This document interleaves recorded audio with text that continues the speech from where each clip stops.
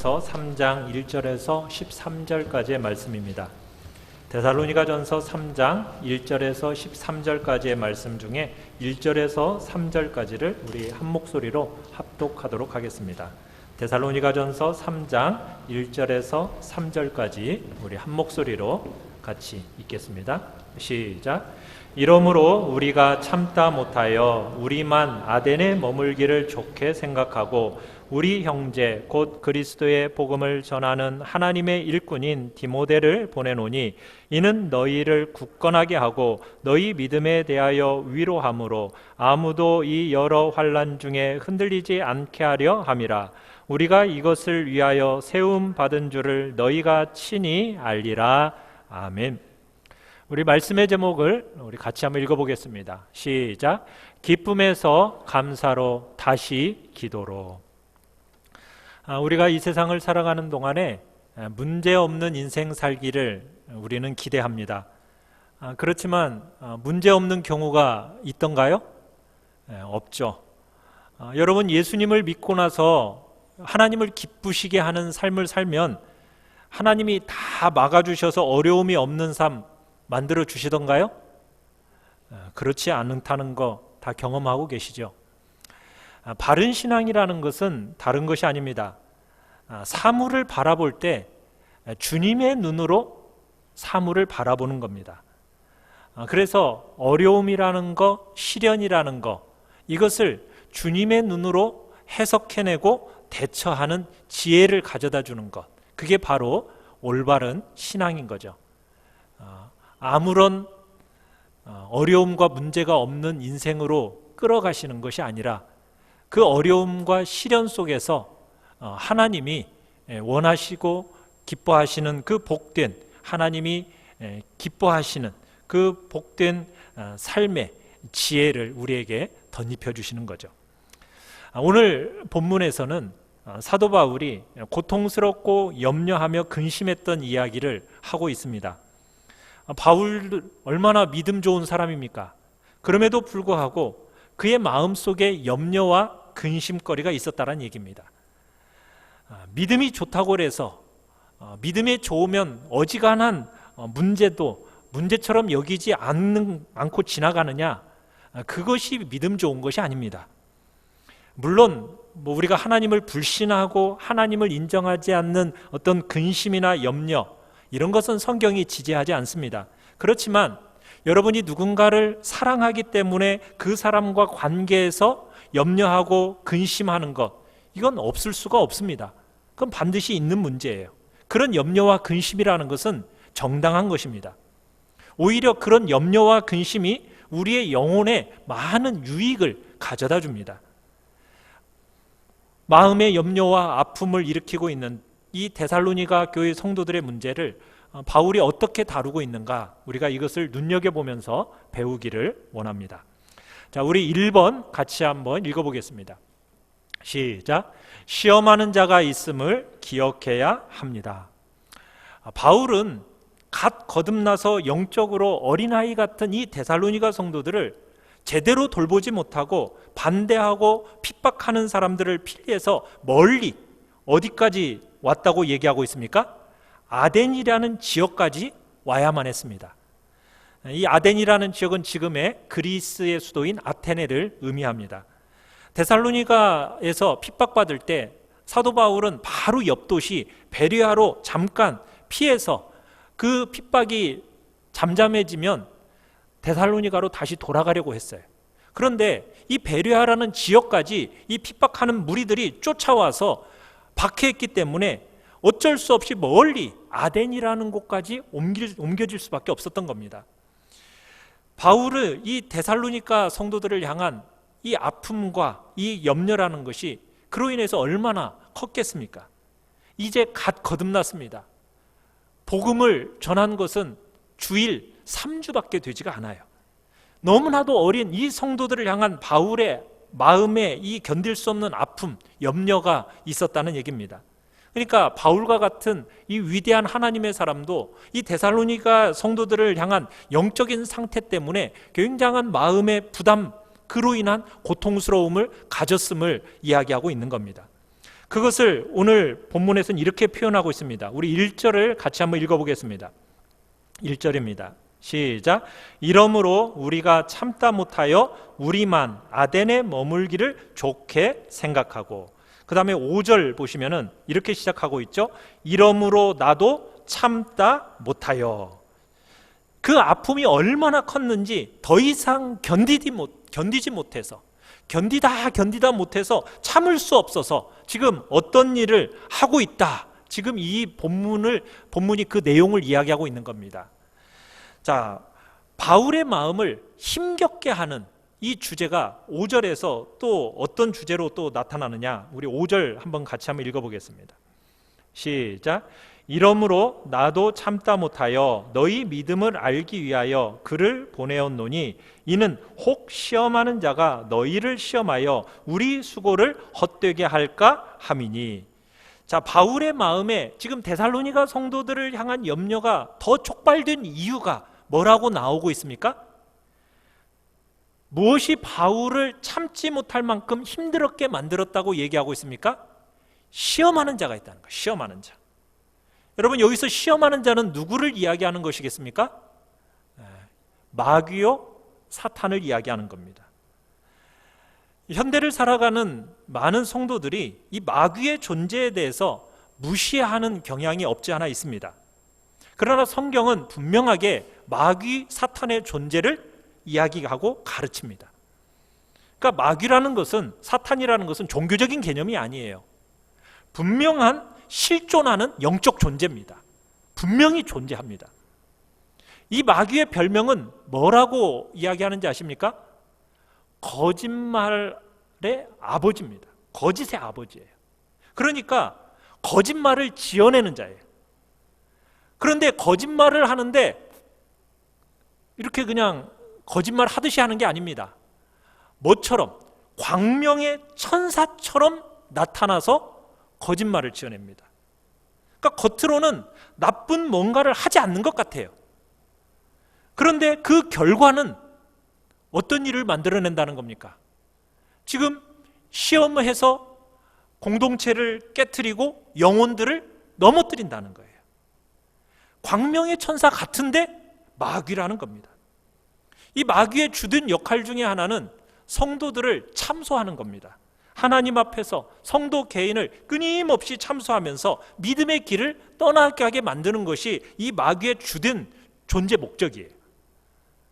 그래서 오늘날 같은 시대는 이 마귀의 존재에 대해서 무시하는 경향이 있는데 우리는 절대로 무시하거나 무관심할 수가 없습니다. 영적인 건강에 많은 해를 만약 무시할 경우에 주게 되기 때문에 우리는 깨어서 그 마귀라는 존재에 대해서 우리는 물리치고 대적해야 되는 겁니다. 그래서 성경은 우리에게 깨어 있어라, 전신갑주를 입으라, 마귀를 대적하라, 이렇게 우리에게 명령하고 있는 겁니다.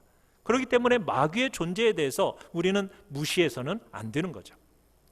그렇다고 해서 마귀와 귀신에 대해서 너무 많이 생각할 필요는 없습니다. 성경은 마귀의 존재에 대해서는 분명하게 가르치지만 마귀에 대한 상세한 지식을 가르쳐주지는 않아요. 그래서 마귀론을 가르칠 정도의, 그 정도의 마귀를 상세하게 가르치는 그런 내용은 성경에 나타나지 않습니다. 그래서 마귀론, 귀신론 이렇게 하면서 마귀와 귀신에 대해서 두려워할 정도로 혹시나 가르치는 사람이 있거나 그렇게 가르치는 단체가 있다면 그런 단체나 사람은 뭐라고 보시면 됩니까? 이단이라고 보시면 돼요. 그 대표적인 이단이 성락교의 김기동 목사의 배려합하고요, 그 아류작으로 이초성 목사의 예수중심교회입니다. 그리고 류광수 다락방 이런 데가 그 다 영향력을 받아서 굉장히 마귀 귀신에 집착하도록 만듭니다. 그러나 그것은 성경이 가르치는 바가 아니에요. 마귀라는 존재가 분명히 존재하고 분명히 있기는 하지만 성도들이 믿음의 길에 서지 못하도록 그렇게 해코지를 하지만 성경은 구체적으로 상세하게 그 마귀와 귀신에 대해서 이야기하고 있지는 않다라는 얘기입니다. 우리가 상세하고 소상하게 가르쳐지고 있는 내용은 마귀와 귀신보다는 하나님 그리고 우리 주 예수 그리스도입니다. 마귀는 성도들로 하여금 믿음의 자리를 떠나도록 끝없이 부추기고 송사하고 거짓말로 넘어뜨리고 싶어합니다. 그럼에도 불구하고 마귀라는 존재는 이미 날개가 꺾였습니다. 예수 그리스도의 십자가 구속의 은혜로 말미암아 이미 사단의 머리는 깨져버렸어요. 깨어진 머리를 가지고 뱀이라는 존재는 아무것도 못하는 겁니다. 단지 징그러울 뿐이고 우리에게 좀 위협을 가한 듯이 보이지만 전혀 우리를 해코지할 수는 없다는 얘기입니다. 그렇기 때문에 우리는 어떻게 하면 되는 겁니까? 깨어서 근신하며 대적하면 쫓겨나게 되어 있는 거예요. 그래서 너무 마귀에 대해서, 귀신에 대해서 여러분 두려워할 필요 없습니다. 우리는 단지 성경에 기록된 대로 악한 영들이 있다, 그리고 그들을 대적해야 한다, 예수님의 이름으로 대적하면 물러간다, 그리고 우리는 영적으로 깨어 있어야 한다. 여러분, 이 정도로 알고 있으면 충분하다는 얘기입니다. 시험하는 자 있지만 너무 두려워하지 마시고 깨어 근신함으로 그 모든 악의 세력들을 물리치는 복된 자리에 여러분이 있기를 간절히 축원합니다. 자, 2번을 같이 한번 읽어보겠습니다. 2번입니다. 시작. 기도의 자리를 열어야 합니다. 자, 바울은 지금 어린 교회가 목회자도 없고 또 홀로 버려져서 핍박받고 또 악한 영들의 공격으로 인해서 혹시나 믿음의 길을 떠나게 되지는 않을까 지금 마음 아파하고 염려하고 근심하면서 지금 두 가지 일을 하고 있습니다. 자, 첫 번째 2절 3절 같이 한번 읽어보겠습니다. 2절 3절입니다. 시작. 우리 형제 곧 그리스도의 복음을 전하는 하나님의 일꾼인 디모데를 보내노니 이는 너희를 굳건하게 하고 너희 믿음에 대하여 위로함으로 아무도 이 여러 환난 중에 흔들리지 않게 하려 함이라.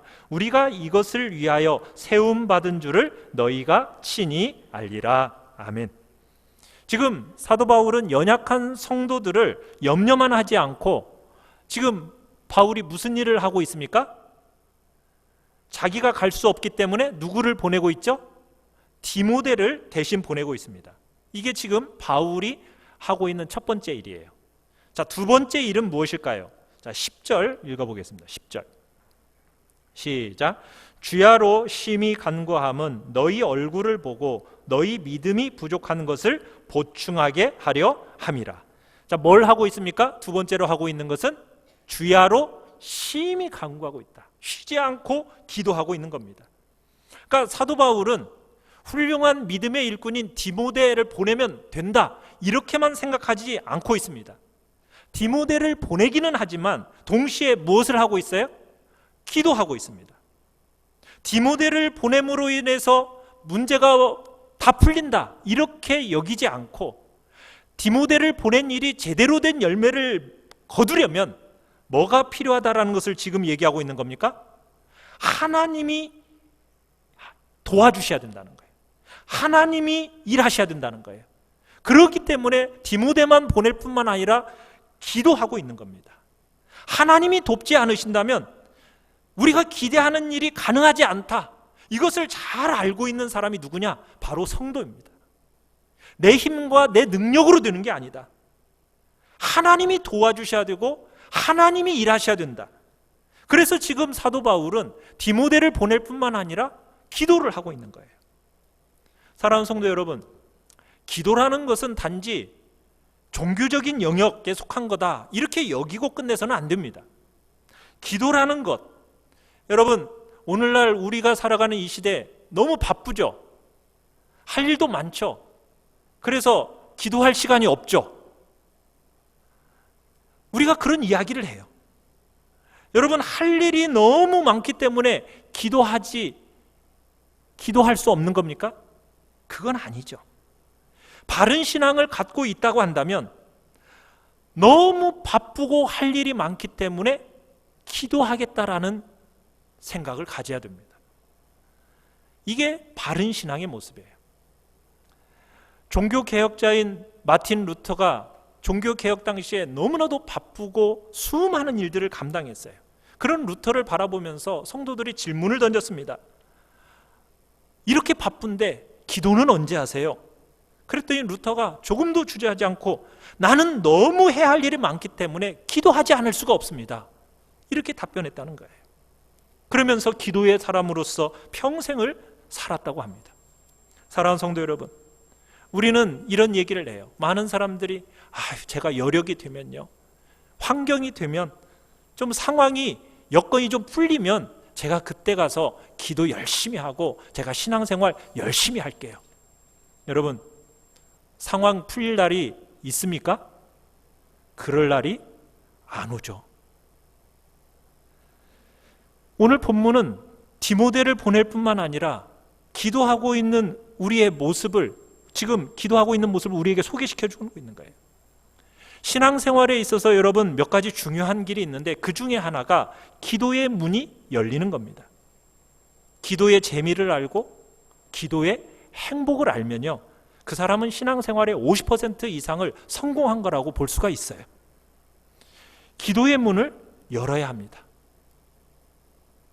디모데만을 보내는 것으로 충분하지 않았어요. 디모데를 보내야만 하지만 동시에 기도의 문을 열고 들어가서 하나님을 부르고 하나님을 의지하고 하나님의 도움을 간구해야 했다는 겁니다. 이게 성도들의 하는 일의 참된 방법입니다. 저는 어려서부터 저희 부모님들의 기도 속에서 자랐습니다. 참으로 새벽 3시부터 어머니는 나가시고 아버지도 4시에 나가시고, 그리고 돌아오시면 6시에 오면 우리들을 깨워가지고 가정 예배를 드렸어요. 기도하는 모습을 보고 자랐습니다. 2시간, 3시간. 기도라는 것은 저렇게 하는 거구나. 그렇게 인지하고 살았습니다. 그리고는 제가 고등학교 때 전주로 유학을 갔어요. 시골에서. 그리고서는 저는 그곳에서 떨어져 있으면서 평일날에는 새벽에 갈 수가 없으니까 주일이면은 3년 동안 꼬박꼬박 가서 기도를 했어요. 참 무슨 마음으로 기도를 했는지 저도 모르겠는데 중고등부의 아이들 한 사람 한 사람을 놓고 기도를 했던 것 같아요. 그렇게 기도하는 시간을 3년을 보내고 4년이라는 대학생활 동안에는 선교단체에 있으면서 참으로 경건의 시간, 큐티라는 것을 배우면서 아침 5시에 일어나면 30분 동안 운동하고 1시간 반 동안 말씀 묵상하고 기도하고 그런 시간들을 꾸준하게 보냈습니다. 그러다가 군대를 갔어요. 군대를 갔더니 이제 상병 정도 되니까 대대급 군종을 하래요. 일반 대학을 나왔는데 군종을 시킨 겁니다. 그러면서 저는 하나님 앞에 이 기도의 자리에 나가야 된다는 사실을 군종으로서 또 책임감도 있고 했기 때문에 6시에 항상 기상이면 5시 이전에 나가서 기도의 자리를 지켜냈습니다. 그랬더니 하나님께서 끝날 즈음에 그러시는 거예요. 이제 군 마지막 즈음에 이 자리를 충성스럽게 지켜준 것이 감사하다는 거예요. 그 다음에 이 자리를 누가 지켜낼 것인가. 참 이 음성을 하나님께로부터 듣고 나서 저는 기도의 자리를 지켜내는 것이 하나님께서 얼마나 가치 있게 여기시는가를 그때 확인하고 새삼스럽게 느꼈어요. 그 뒤로 저는 꾸준하게 기도의 자리를 지키려고 애를 썼습니다. 그랬더니 하나님이 저를 목사로 부르셨어요.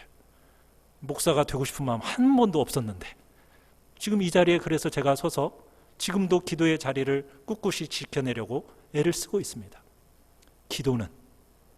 기도는 우리의 삶을 지켜내는, 그리고 하나님을 기쁘시게 하고 하나님의 마음을 복되게 하는 자리입니다. 기도의 자리를 열어가시는 귀한 성도님들 되시기를 간절히 축원합니다. 3번 같이 한번 읽겠습니다. 시작. 기쁨을 감사로, 감사를 간구로 바꾸어내어야 합니다. 바울은 디모데를 보낼 뿐 아니라 그들을 위하여 기도하는데 그 기도의 과정을 보십시오. 한번 9절 같이 한번 읽어보겠습니다. 시작. 우리가 우리 하나님 앞에서 너희로 말미암아 모든 기쁨으로 기뻐하니 너희를 위하여 능히 어떠한 감사로 하나님께 보답할까. 디모데가 데살로니가 교회에서 너무 좋은 소식을 가져왔어요. 바울에게 그 기쁨은 복음을 들을 때와 같은 기쁨이었습니다. 그런데 바울이 그 기쁨을 기쁨으로만 간직하지 않아요. 그 기쁨을 어떻게 하고 있습니까? 하나님께 감사하고 있습니다. 감사하고 있어요. 그 일이 하나님이 행해 주신 일이라는 것을 알고 하나님께 대한 감사로 그 기쁨을 승화시켜내고 있는 겁니다. 하나님께서 이 일을 행하셨다라고 생각을 하고 그 모든 기쁨을 하나님을 향한 감사로 쏟아내고 있는 거예요. 그러니까 기쁨을 기쁨으로만 머물지 않고 하나님을 향한 감사와 찬양으로 옮겨가고 있는 겁니다. 우리는 어떤 면에서 너무나 많은 감사의 제목을 가지고 있음에도 불구하고 어떻게 보면 감사보다는 불평을 많이 하는 시대를 살아가고 있어요. 기쁨을 감사의 제목으로 바꾸어낼 줄 아는 것이야말로 여러분 경건에 있어서 굉장히 중요한 원리입니다. 기뻐하는 것으로 끝내지 않고 그 기쁨을 하나님이 행하신 줄 알고 감사한 거예요. 여러분은 어떠십니까?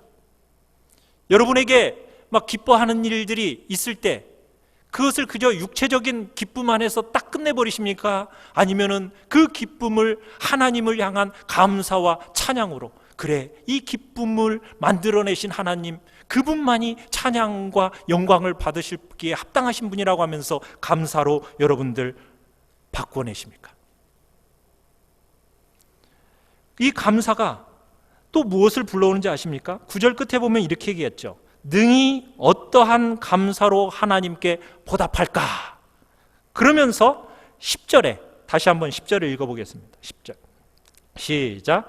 주야로 심히 간구함은 너희 얼굴을 보고 너희 믿음이 부족한 것을 보충하게 하려 함이라. 하나님을 향하여 기쁨을 감사로 올려드리고 그 감사를 또다시 이들을 위한 기도로 바꾸어내는 것을 보게 됩니다. 너무나도 자연스러운 순환이죠. 인간적으로 기뻐하는 것으로 끝내지 않고 기쁨을 하나님을 향한 감사와 찬양으로 바꿔내자 그 감사가 또 데살로니가 성도들을 향한 기도로 불러오게 만드는 거예요. 하나님이 행하신 일에 대한 그 감사를 드리다 보니까 하나님이 행해 주실 것에 대해서 기도가 나오는 거예요. 하나님이 행해 주실 것에 대해서. 사랑하는 성도 여러분, 여러분의 신앙의 삶에 이 고리가 잘 연결되는 것이 중요한 거예요. 기쁨이 무엇으로요? 감사로. 감사는 또다시 기도로. 하나님이 행해 주신 것에 대해서 감사함으로, 그리고 하나님이 행해 주실 것에 대한 간구로 연결되어지는 것. 여러분이 하나님을 향해서 어떤 소원을 아뢰기 전에 하나님이 행하신 일에 대한 감사가 여러분의 마음속에서 먼저 넘쳐나시길 바랍니다. 그리고 그 감사가 하나님이 또 어떻게 행해 주실까? 그런 기대 속에서 주님 앞에 나아가는 그런 기도가 풍성하면 좋겠습니다. 자, 우리 4번 같이 한번 읽어보겠습니다. 4번입니다. 시작. 믿음에 부족한 것을 보충해야 합니다. 자, 하나님을 향한 감사가 하나님이 행해 주실 것에 대한 간구로 바뀌고 있는데 그 간구의 내용이 무엇입니까? 우리 10절을 다시 한번 보시면 너희 얼굴을 보고 싶다는 거예요. 그죠? 그 다음에는요, 믿음이 부족한 것을 보충하고 싶어 합니다. 지금 이 데살로니가 성도들은 갓 예수를 믿은 사람들이에요. 그러다 보니까 진리에 대한 많은 교훈이 필요하고 도움이 필요한 거예요. 그래서 믿음이 부족한 것을 보충하려고 한다는 거예요. 자, 믿음이라는 것은 어떻게 되어져야 된다는 것을 얘기하고 있습니까? 보충되어져야 된다. 더해져야 된다는 거예요. 어떤 성도들은 이런 얘기도 합니다. 아우, 예수 믿어서 구원받아서 천국 가면 됐죠 뭐. 지옥 안 가고 천국 가니 뭐 그 된 거 아닌가요? 여러분, 그렇게 생각하고 말하는 것이 옳습니까? 물론 안 믿는 것보다야 낫습니다. 그렇게라도 믿는 것이 정말 귀하고 복된 거죠. 그렇지만 성경은 그 주제만큼 힘써서 강조하고 있는 게 뭡니까? 여러분이 진리에 있어서 삶에 있어서 자라가는 것. 그래서 이 땅을 살아가는 동안 그 구원의 존영이 무엇인지, 구원의 복됨과 아름다움과 부요가 무엇인지를 경험하기를 원하는 겁니다. 그리고 그 구원과 구원의 복됨과 아름다움이 세상 가운데 증거되어져서 주변을 풍성하게 만드는 것. 이게 하나님이 우리에게 원하시는 바예요. 그렇기 때문에 여러분이 예수를 믿기만 하면 된다, 이게 아닙니다. 예수를 믿어서 이제는 나 지옥 안 가게 되었다, 여러분 이렇게 끝나면 되는 게 아닙니다. 예수를 믿고 나면은 그 다음에는 어떻게 되어야 된다고요? 자라나야 돼요. 예수 믿는 아름다움이 얼마나 귀하고 복된 것인가를 알기를 원하시는 겁니다.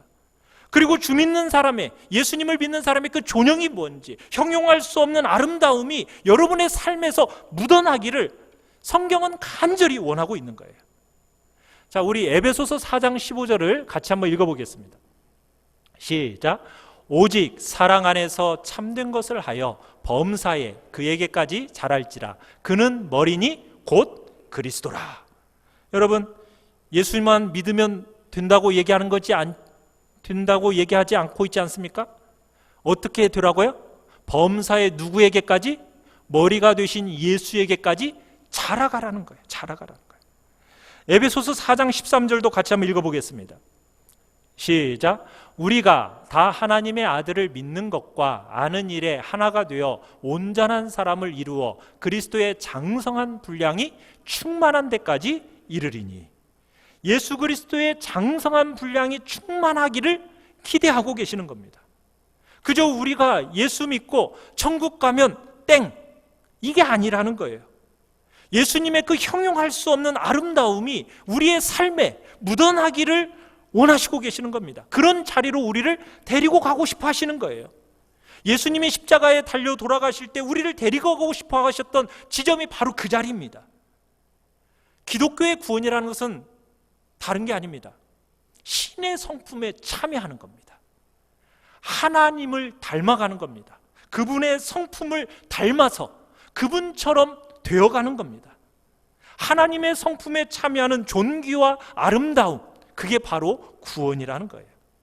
그래서 여러분이 예수 믿고 나는 지옥에 안 가게 되었고 나는 천국 가게 되었다, 이게 전부가 아니란 얘기입니다. 여러분의 신앙과 믿음은 자람이 필요하고 변화가 필요하고 보충되어져야 된다라고 성경은 이야기하고 있는 겁니다. 히브리서 5장 12절에서 6장 2절, 자, 같이 한번 읽어보겠습니다. 시작. 때가 오래되었으므로 너희가 마땅히 선생이 되었을 터인데 너희가 다시 하나님의 말씀의 초보에 대하여 누구에게서 가르침을 받아야 할 처지이니 단단한 음식은 못 먹고 젖이나 먹어야 할 자가 되었도다.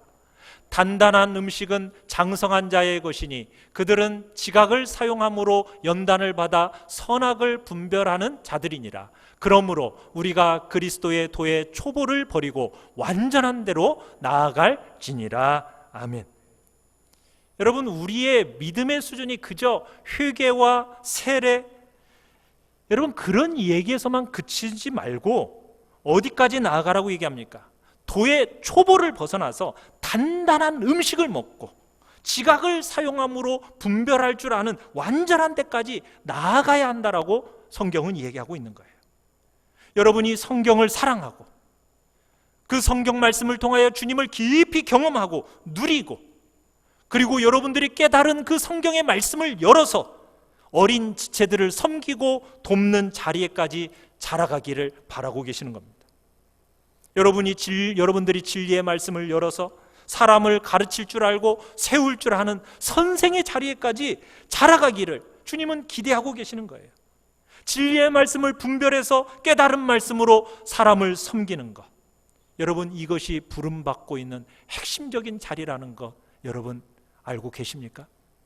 그저 우리는 젖이나 먹고 내 신앙 하나 건사하기도 급급해하는 그런 초보적인 자리에 머물지 마시고 정말 내 안에 있는 깨달은 진리의 말씀이 풍성하여서 연약한 지체들을 섬겨나가는 그런 복된 자리에 우리 모두가 있기를 바랍니다.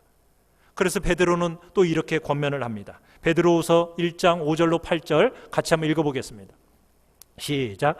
그러므로 너희가 더욱 힘써 너희 믿음의 덕을, 덕의 지식을, 지식의 절제를, 절제의 인내를, 인내의 경건을, 경건의 형제 우애를, 형제 우애의 사랑을 더하라. 이런 것이 너희에게 있어 흡족한즉 너희로 우리 주 예수 그리스도를 알기에 게으르지 않고 열매 없는 자가 되지 않게 하려니와. 여러분, 성경은 믿음이 끝이 아니라 믿음에 더하라는 거예요. 뭘 더합니까? 덕을 더하고, 절제를 더하고, 지식을 더하고, 인내를 더하고, 형제 우애를 더하고, 사랑을 더해가는 그런 자람의 이야기를 하고 있는 것입니다. 그냥 그 자리에 머물러 있지 말고 주님을 아는 지식에 있어서 자라가고 주님의 인격과 성품을 닮아가는 완전한 데까지 자라가야 할 것을 지금 성경은 우리에게 권면하고 있는 겁니다. 우리 모두가 정말 완전한 데까지 자라가는 복된 구원의 은혜를 체험하는 우리 모든 성도님들 되시기를 간절히 축원합니다. 다섯 번째 같이 한번 읽겠습니다. 5번입니다. 시작. 사랑이 풍성해지도록 기도해야 합니다. 11절부터 13절까지는 바울이 데살로니가 교회 성도들을 향해서 구체적으로 어떤 기도를 하고 있는지를 보여주고 있습니다. 자, 무슨 기도를 하고 있는가? 11절 보시면 이렇게 시작을 하고 있어요. 하나님 우리 아버지와 우리 주 예수는. 여러분, 성경이 말하는 모든 기도의 제일 앞에 무엇이 있습니까? 부름이 있어요. 부름. 기도의 출발은 대상을 향한 부름으로부터 시작이 되는 겁니다. 하나님을 부르는 겁니다. 여러분의 기도의 자리에 들어가서 하나님을 부를 때 하나님은 너무너무 기뻐하시는 거예요. 하나님의 이름을 불러주는 것에 대해서 너무너무 기뻐하시는데 그 이름에다가 어떤 하나님이라는 것을 이야기하면 더 좋아하셔요. 뭐 이런 자녀들은 거의 없죠. 자녀들이 엄마 주로 이렇게만 부르죠. 뭐 엄마라고 불러주는 것만 해도 감사하죠. 이렇게 찾아와 주는 것만도 감사한 일이에요. 그런데 자녀가 엄마 하고 부르는데 아유, 우리 예쁜 엄마, 정말 착하고 좋은 우리 엄마, 여러분 이렇게 막 찾아와서 이렇게 얘기해 주면은 막 엄마의 마음이 어때요? 막 행복하고 막 다 해주고 싶지 않습니까? 들어올 때 아유, 세상에 엄마보다도 더 좋은 사람 없어 막 그러면서 엄마에 대해서 굉장한 극찬과 함께 들어오면은 말할 수 없이 행복하고 그 자녀에게 뭐라도 다 주고 싶은 거예요. 하나님의 마음이 그렇다는 거예요. 기도의 자리에 들어갈 때 하나님이 어떤 분이신지, 정말 하늘 위에 땅 아래 수많은 존재가 있지만 나의 사랑은 당신 한 분뿐입니다. 이런 식으로 우리가 하나님 앞에 고백하는 그 부름의 고백은 하나님의 마음을 말할 수 없이 기쁘게 한다는 거예요. 형용할 수 없는 기쁨을 하나님께 드리게 된다는 겁니다. 여러분, 기도라는 것을 자꾸 기브 앤 테이크, 주고받는 것 이렇게로만 생각하지 마시고 하나님을 찾고 부르는 그 부름 속에 기도의 꽃이 있다는 것을 기억하시면서 아버지 하나님을 막연하게 부르지 마시고 여러분의 형편과 상황에 맞게 고백을 담아서 하나님 아버지를 부르시기를 바랍니다. 자, 기도의 내용은 무엇입니까? 세 가지입니다. 첫 번째, 우리 11절 다시 한번 읽어보겠습니다. 시작. 하나님 우리 아버지와 우리 주 예수는 우리 길을 너희에게로 갈 수 있게 하시오며. 지금 이 기도는 무슨 얘기냐면 방해나 장애를 다 물리치고 최대한 빨리 갈 수 있게 해달라.